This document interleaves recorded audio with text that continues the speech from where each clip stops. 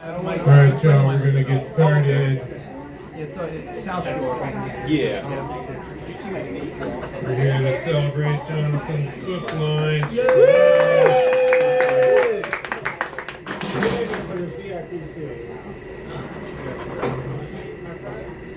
We're gonna do that by listening to a couple of other readers first.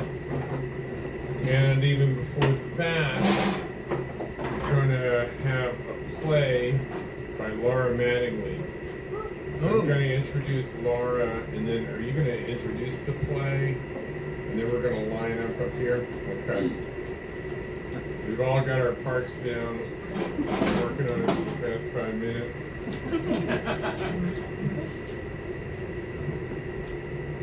Laura Mattingly is a confluence of two diasporas, second generation Lithuanian American and third generation Irish American. She grew up in Southern California listening to ABBA and eating Mexican food, floated down the Mississippi River on a raft, and settled into New Orleans in 2007. She's a mother, a barber, a Reiki master, and a mental health counselor. And very happy to have her with us, and she's gonna, well, she'll tell you. So first, I want to let everybody know that Jonathan Penton is extremely important to me and others. So, I was in active cancer treatment for a year before the COVID lockdown, and the week before the lockdown, I suffered from treatment-related sepsis. So while the whole world was reeling from the lockdown, what the lockdown would mean to their lives, I was in self-imposed solitary confinement because I had no immune system. Jonathan called me every day to see if I was alive and to see how I was faring. Because no one knew for sure how the world would ever be in the future, we had a lot of communications about things we regretted to not have done and formulated some bucket list items. One thing on my bucket list was that I had never been to an AWP.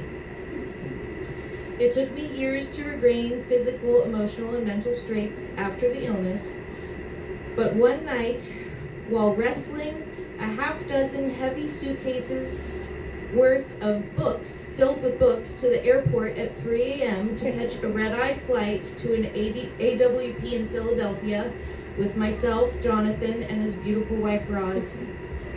I told them both in an exhausted tone that I felt I was too old for this.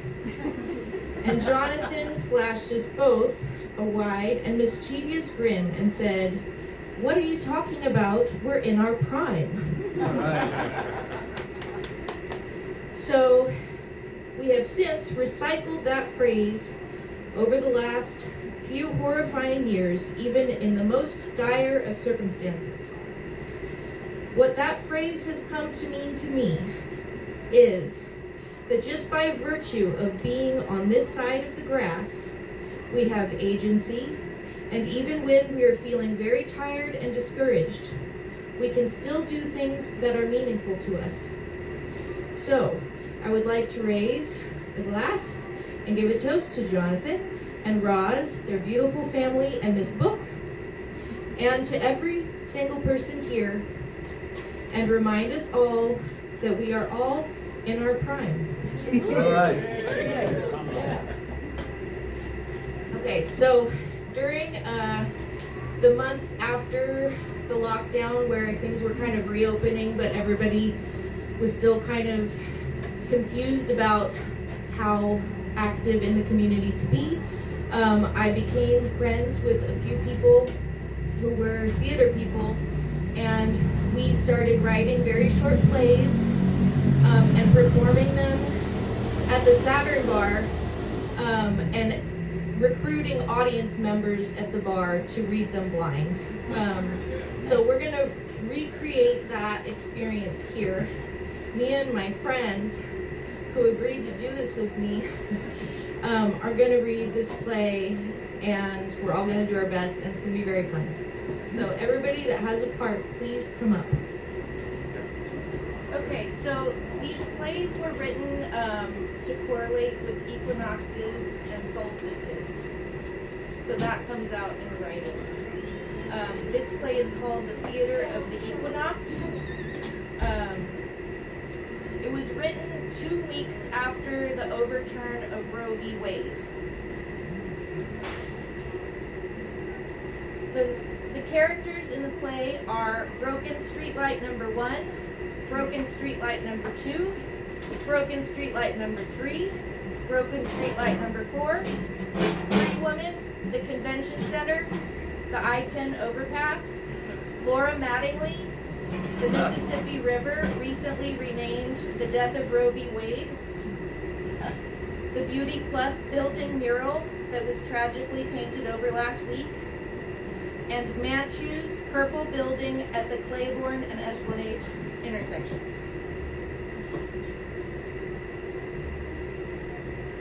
Broken Streetlight number 1. Oh wait, sorry. The setting is between the streetlights that have been broken for months at the Claiborne and Esplanade intersection. You may wonder why I have gathered you here tonight. I can ask you similar questions. Why do you insist on gathering around me? In your cars, upon cars, full of exasperations and failed expectations, on your bikes, with your wiggling children and panting dogs, why do you insist on being alive? Trailing your exhaust, exhaling your carbon monoxide, as though your living is not killing everything else.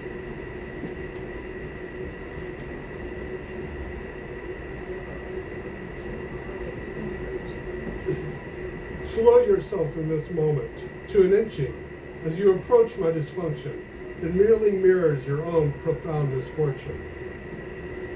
Broken streetlight number 3. That's me. Within the shadow of dim gatekeepers, at the existential intersection of reasons you are late to work, is the theater of the equinox. As the sun crosses the celestial equator, darkness comes into balance with light. The day held ransom by its own absence. A stoic guard is overpowered by a prisoner. The aggressive masculine energy of the sun meets its match, surrounded by the watery dreamscape of the feminine night. Broken Streetlight number 4. This is a grueling tale of power struggle and strife.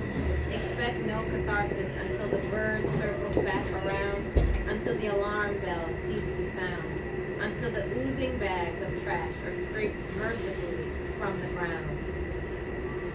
All broken streetlights In unison. Expect no catharsis until the streetlights of your soul have restored to functioning. Stage direction. A tired-looking, middle-aged woman sits in a chair alone, with her arms tied to the arms of a chair. She is neither distraught nor pleased. Taped to her chest is a handwritten sign that reads, "Free Woman." Convention Center. Excuse me, ma'am. I am here now. I've come to save you. Free woman. Who the fuck are you? I don't need to be saved. I'm free woman. Back yourself up, mister. You are a stranger.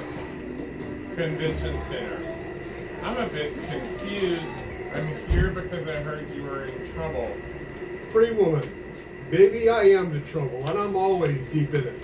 I've been trouble with a capital T since before you were born, and since long before the death of Roe v. Wade. I'm the power society tries to restrain. I'm the invincible force of creation men try to drain. I am dreams and I am healing. I've been knocked up 16 times and I couldn't afford abortions, so I just tied all the kids to my back with bed sheets, using my feet while I ride around the city hauling trash because no one else seems to want to do it. Convention Center. Wait.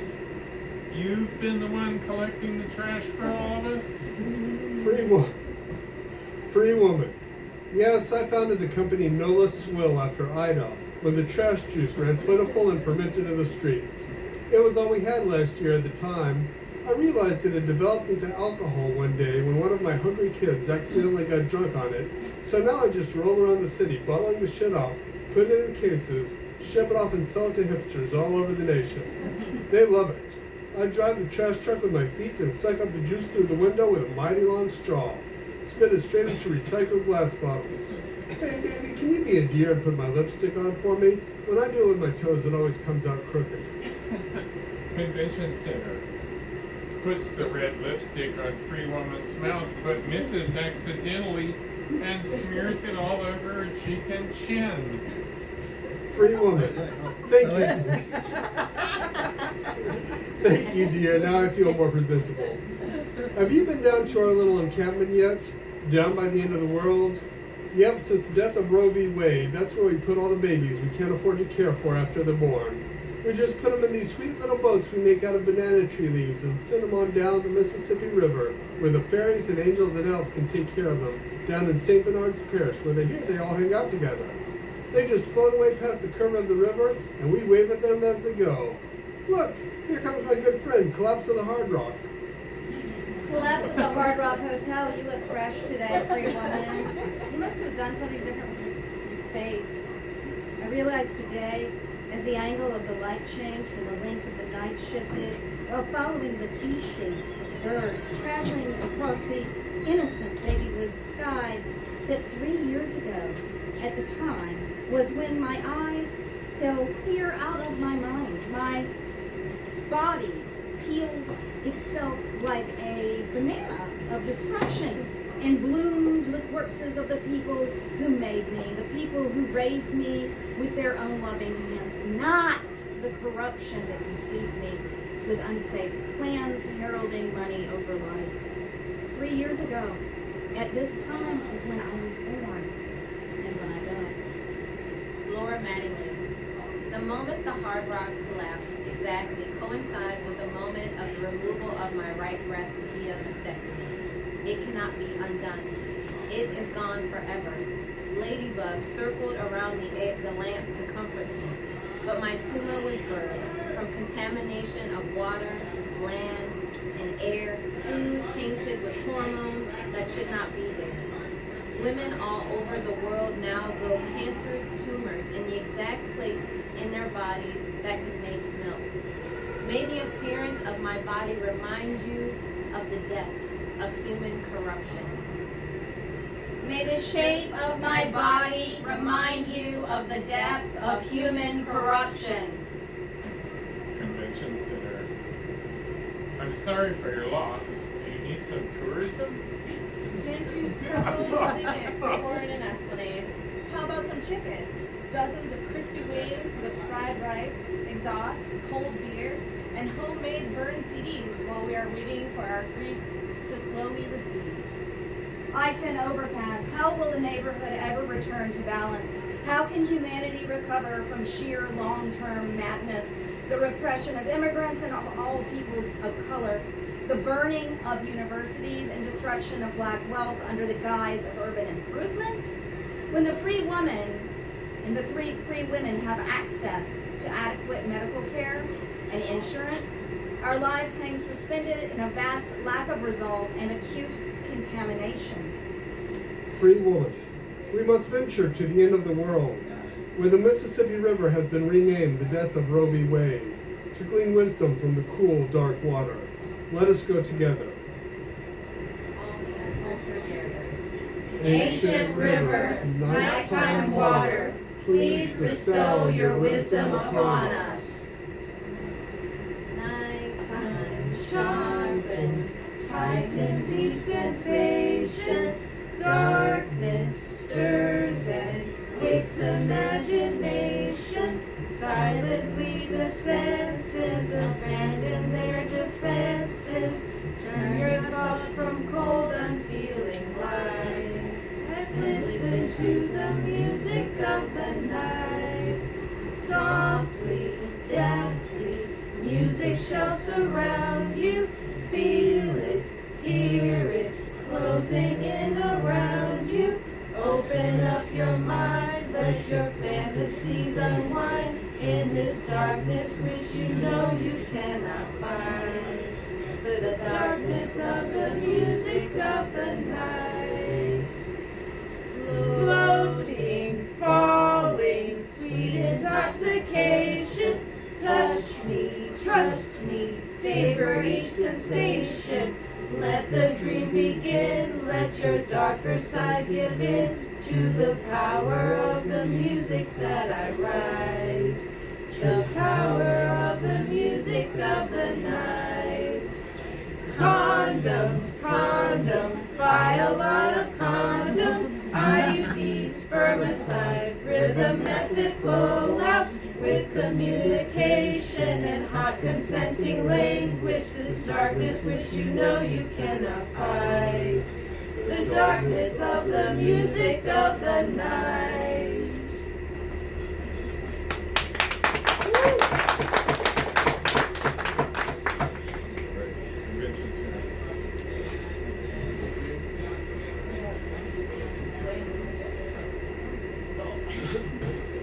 Alright, that's it.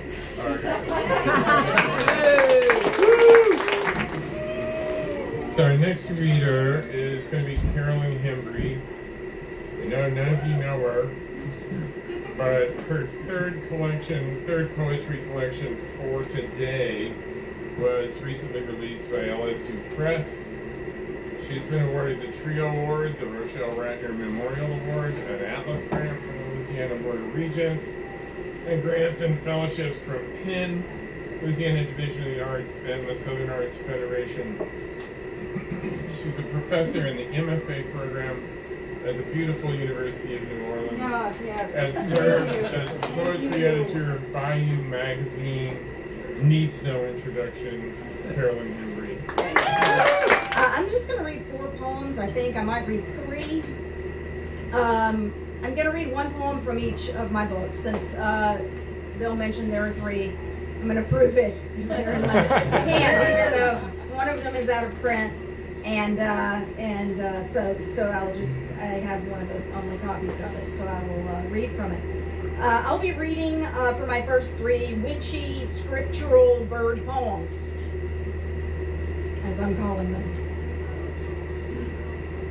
So the first poem I'm going to read is from Skye, which is my first collection. I wrote it when I was young, and not that I'm not still young.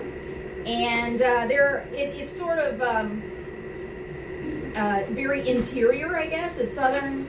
It's there are kind of 2 characters that are both sort of interior, skinny and bird, and sort of these nebulous, weird little puppet character things that kind of pop up like they're on a party telephone back in the day.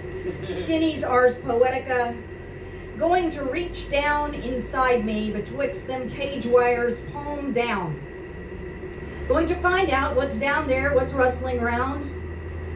Going to pull it out, then look at it up close, lest I forget who ye be. Hold it up to the provincial light for all to see. You know the love of dwelling inside another. Know the peace of an orange-breasted bird sitting atop a horse's muzzle, sitting wings folded in. All them pinks of flowers round the bridle flowering. Thank you.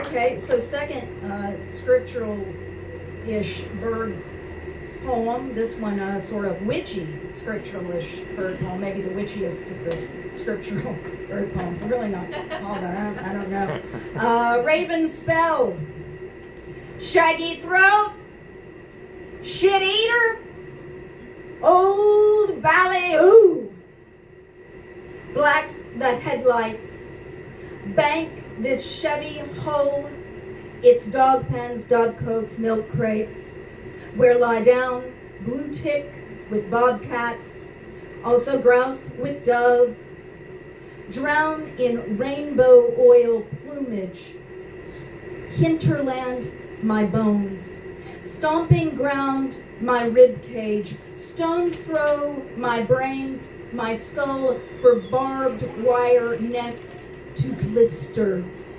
Opened window to pass. B, fledgling. B, scripture. B, blue bottle. Fly. I didn't say anything about that one. This is sort of set in Appalachia, rigging a Chevy into a time machine and other ways to escape a plague. And it sort of has as a central character V. Klebb, who's sort of dealing with my own sort of ancestry in Middle Tennessee, whatever. So this one, this book for today takes place in New Orleans, and I'm going to read a little bit of from a long poem that's the title poem, and what I'm going to read is the closest I can get to witchy scriptural bird poem, because that's my thesis. Not a full sentence, but I teach English, and that's my fucking thesis. A white pigeon with inky wings plucked straw from my sun hat. A twig falls at my feet. Look again. No twig, but a worm diverting my step. Worm trying to get back in the earth. Worm, a few ants crawl. Oh, to eat dirt with a dirt-packed mouth and breathe through my skin. I spit on the dirt, dig a hole, drop the worm in. Good luck, friend. Say a secret into a hole in the ground. Proselytize to the dirt. Proselytize to the worlds below. We're sinking 2 inches a year. Whose secrets does the sinking earth contain? Whose steps do I retrace today? Who will retrace mine tomorrow? Thank you. And I'll close with a poem that I guess I'm reading for myself, for posterity. Natasha Trethewey, years ago, wrote a poem, an elegy for her father before he died. And I guess I did the same, because my mother died this summer. And this is the poem I wrote, quite a while before she died. And it's new for me, because I'm the slowest writer probably out here. So it's relatively new for me. I'm just going to read it. I'm reading it for myself. Open heart. The treetops reddened like something hurt them that fall afternoon. I was almost home. School on a hill behind me, just ahead. My favorite climbing tree broken out in sunny little fists. The neighbors, trikes, dogs at the ends of their chains. Then our place, with you out front watching, while some big kids bumped me, threw my satchel over my head and hit the woods. Not yet cleared. All cried out, I gathered my books and made for the dark quiet that would cradle you closer every day. 40 years later, I still smell those apples ripening and go on, as anyone might, believing in you, Mother. When you reach for me, fall wrist bracelet loose on your arm, and say, why can't they cut you open instead? Thank you. Our next reader has a list of awards and stuff so long, don't know if I can go through them. Skye Jackson's work has appeared in Southern Review, Electric Literature, Green Mountain Review, Rattle, and elsewhere, of course. She was a finalist for the 2023 Iowa Review Poetry Award, the Rattle Poetry Award, the Rhino Founders Prize, and in 2021 she received the AWP Intro Journals Award. Skye's work was selected by Billy Collins for inclusion in the Library of Congress Poetry 180 project. Her debut full-length poetry collection, Libre, is just out, right? What I'm reading says, well, is soon to be released. Just out from Regalo Press, distributed by Simon and fucking Schuster. She currently teaches at Xavier University. Skye Jackson. The first poem I'm going to read is from my new collection of poems, Libre. It's called When the Half-Black Man I'm in Bed With Calls My Hair Nappy. I can hear it so clearly again. The sizzle of my hair straightened sharp to blade. And that chemical smell, relaxer, thick, white, and deadly, stirred in a plastic cup. My nose burns before it is even applied to my roots. The stylist adjusts her latex gloves to protect her hands from what she's about to smear across my scalp. She sighs, parting my budding curls into quadrants. Resigned, she whispers into my ear as though this is something to be hidden. Your hair is so thick. I see it all. In that second, he turns his light-skinned body away from me in bed, laughing. He says, "You and this nappy hair. Hope I don't wake up with any of your little curls in my mouth."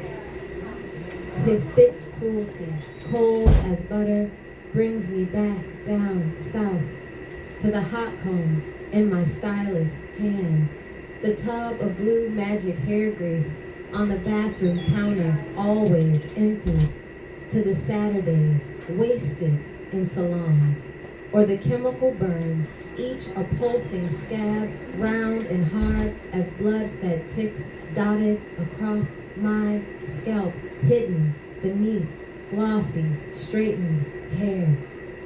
I open my mouth to speak and want to say to him, "Tell me again how much your white mother loves you." But instead I say, "My curls are beautiful. I love my hair, so quiet that I can't even convince myself of it." But he's already fast asleep.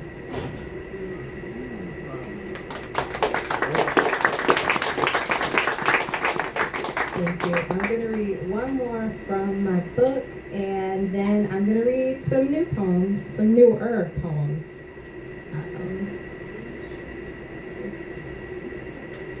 This poem is called Umbrella. On just another day of relentless rain in New Orleans, I studied the girl planted in front of my register for a long time. Gray hoodie drenched, her dark eyes refused my glance, but somehow the red paper carnation tied around her wrist dry as linen hung on a clothesline. She picked up an umbrella from a basket on the floor and walked slowly to the door. I stopped her as she stood 1 foot beyond the threshold. "Are you gonna pay for that?" I asked, trembling. She looked up at me, brown eyes endless as the earth, her skin deep chicory like my own. She smiled at me through closed mouth and never opened her lips once to speak. She handed me the umbrella tucked underneath her arm. The flower on her wrist opened slightly in the wind as she walked out into the slaughter of rain.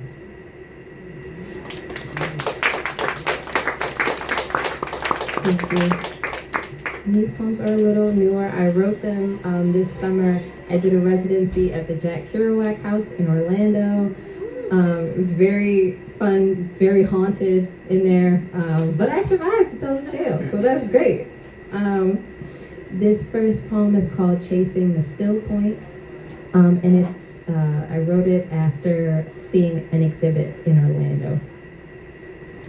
At the Loss exhibit in Orlando, I am stunned to see a braid jutting out from the center of a wall, reminding me of my great-grandmother Ophelia, who kept her own mother's long dark braid in a blue royal dance butter cookie tin box next to her bed for all of her life, 84 years. Sometimes she'd pull it out delicately and show it to us proudly, reminisce about what was left of this Native American woman she'd never met, the one who died giving birth to her. The blue tin and the hidden braid remained in the heart of the 9th Ward down on Gallier Street next to her bed, even after she died. And when Hurricane Katrina happened and the house was ravaged by the storm, artfully destroyed as if by the hands of an abusive lover, my mother returned to the house, hoping to save it, salvage the rusted metal urn and bring it home. But it was gone. The still point, as fragile as memory, vanishing in plain sight. People will never tell you what I myself have come to know. A drowned house makes the perfect grave, rich, deep, and fragrant with loss. I still see my mother fleeing the waterlogged house, closing the broken silver gate behind her, having tiptoed towards darkness and then back out to the fragile light again, making her way into the car with me, clutching my hand as though it were somehow both life raft and prayer. I too kneel in awe and wonder of all we sweep up together as custodians of memory, walking away from the deluge of grief. Nothing is left behind.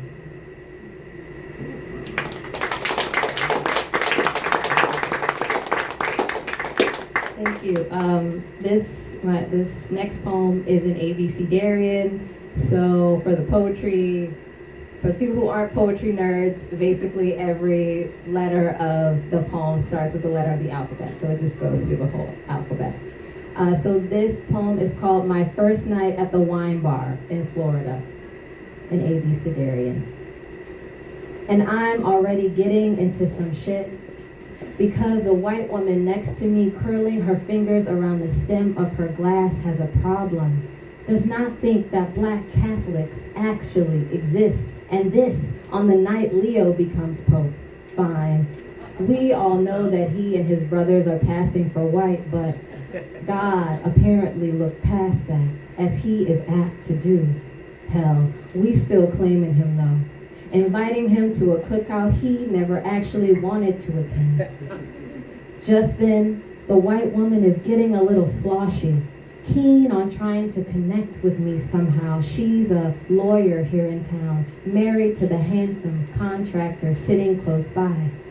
Now at some point, another woman walks to our table. On her way out the door, she kisses my cheek, pattering the words, Happy Mother's Day, quietly to me, and I ruminate lightheartedly. Do I look like a mom?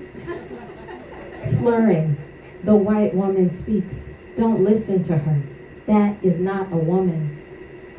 The guitar player sitting nearby and I recoil in horror at her words.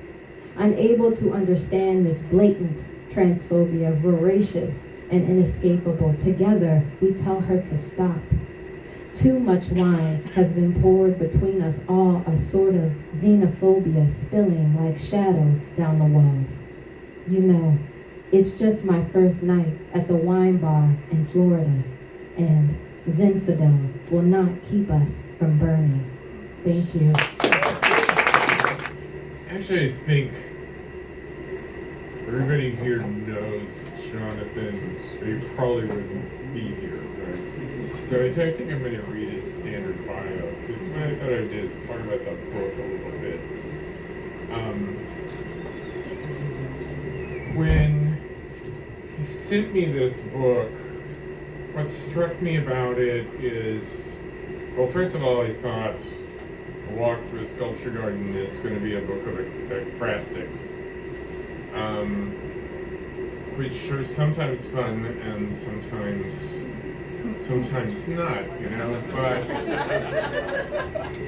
but these I found drew me in because each one seemed to sort of pivot off of the sculpture into something in the wider world, or indeed in the inner world.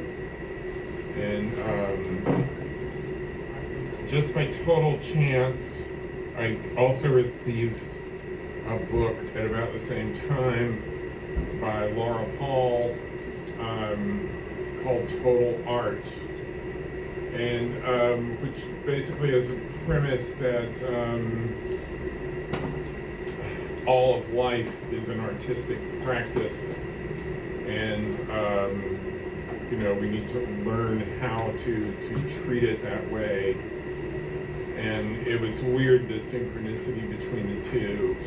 Very different books, but yet kind of united on this common theme. So anyway, I was totally excited about the book and very happy to be here tonight, presenting it, doing a proper launch for it, giving it the launch it deserves.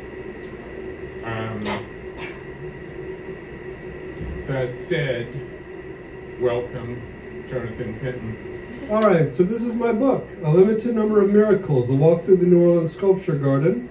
It's a real simple concept. I wrote one poem about each of the 66 sculptures in the original sculpture garden.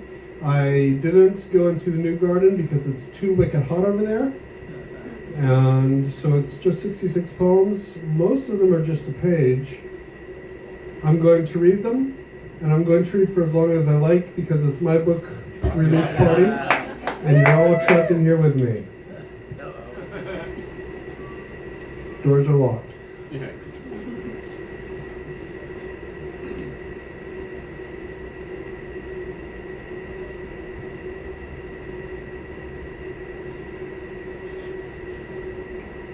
This is based on Acme. Yeah, that's trouble here. Okay.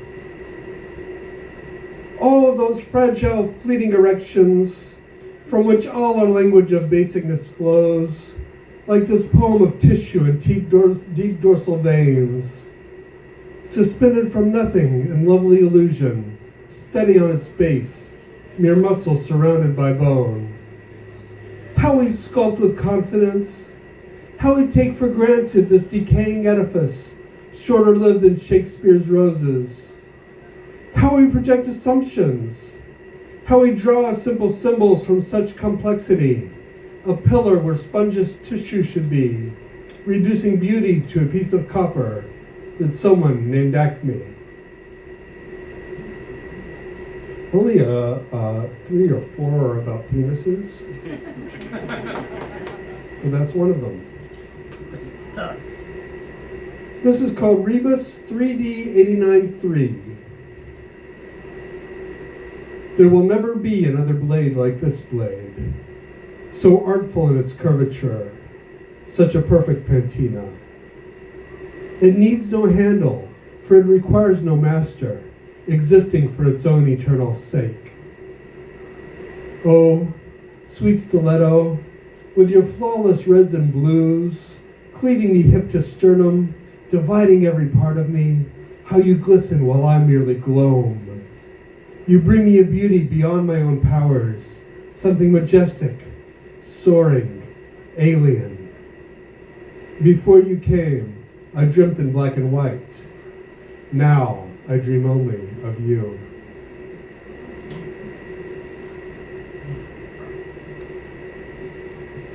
This is called Baki. It's a prose poem. Sorry about that. The words of the ancients long outlived their music. We know the great Greek plays were musicals, fully immersive multimedia experiences, all but their words lost. Now, I'm listening to bebop playing live just outside the New Orleans Sculpture Garden, knowing the music and the sculptures will long outlive this book. Yet I continue to pay homage to both with my $2 pen. Why not? As Legend Strachey asked, What has posterity ever done for me?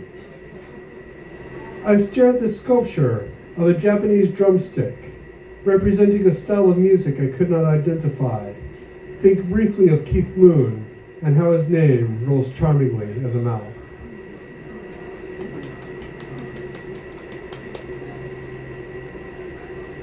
This is based on overflow. What does Anais say? See me as you are. Far be it from me to complain. See me from every angle then. See if you can parse this eruption of word and bone. Listen, I have so much to say. Listen, I will never say all you need to hear. No big deal. No problem at all. You'll hear what you need. You don't need me to say it. Spend your time hearing it from me. I don't mind. Cognitate. Conjugate. Speculate on every letter, whether we're tearing up or building down. Corridor pen, blue. Stretching over troubled water, looking nothing like a bridge. Feeding off a comrade's horror, laughing, lying in a ditch. So if you find yourself haunted by therapists and self-care menus that hate paint cannot chase away, ask if it points at you, like Rhapsody in blue. Sorrow doesn't need a reason, but it always has a cause. A child's death is just the season when your teeth begin to fall. And truth might not be worth that much, it persists nonetheless. And if your beginnings are too sharp, leaving you not much left, you've got to walk on through this corridor of blue. While I was working on this book, my eldest daughter, at the age of 29, killed herself. And the book very quickly became about that, which is what you can do when you're writing about poems and when you're writing about sculptures and don't really care what they look like. So we're going to move into that. This is called Conversations with the Moon. It speaks, but silently. It reserves judgment. It would never praise. Like a beach ball covered in spikes. Like a mother who does not hug. To mortal eyes, it appears disfigured. You will never know how it sees itself. Open suspense. Balance? Nonsense. Not even in the land of the dead, nor in the heavens or eternity can such a thing be found. We give you happiness, pleasure, fun, and the very best of earthly food, and you natter on about your work and your life, knowing full well you are entitled to neither. Balance? How absurd. We are falling, shifting, exploding regularly. The whole universe is a tilt. Everything will go away.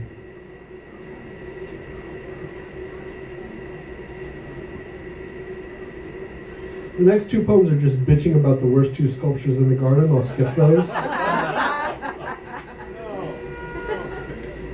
Spider. Is there room for anxiety here? Is there room to float, to hang, to twist one's head around, like a nightmare of black vomit and no breaks? We are getting better. Yes, we are growing and strengthening and chasing our higher selves. Is it too late for failure? For I feel failure coming on, raising itself above me, defeat in a moment of celebration. And I don't see a space for that anymore. I don't see much of anything when you cut down past the poison dreams. Tree of necklaces. No slut shaming intended, just, as a tax issue. It's always a party at the New Orleans Sewerage and Water Board. Sex dungeons where our tax dollars go. Home meters left unread for decades. That's not moss hanging from the trees. Are they corpses? Perhaps. Not really. Perhaps they are Mardi Gras beads. Perhaps they are something already thrown, picked up off the ground in defiance of tradition. Or perhaps they belong where they're at. On second thought, I think it is moss. I think the groundskeeper failed to come again. I think the infrastructure is suffering. Perhaps they are potholes. Perhaps they are inspectors. Perhaps 3 workers trapped in a collapsed hotel for months. I'll do one more. This is Elements number 29, and it starts with part 2. Rube Goldberg built a new physics with a shattered order that implies... Oh dear God, it's got the name of the sculptor. C.R. Majani built a house and let me live inside. Every day the normalcy entraps me, like a toy made by undercutting wood. All these structures built upon every time we ever kissed. If we ever kissed. 1. The heaviness of our love does not press on my shoulders. It sinks below me, crushing the ground beneath. I stumble, I stagger, but the weight remains. And as I flounder for balance, I climb, feet over hands, hands over head. I do not say I rise, but I move upward nonetheless. Thank you. Bill has books. You should buy one.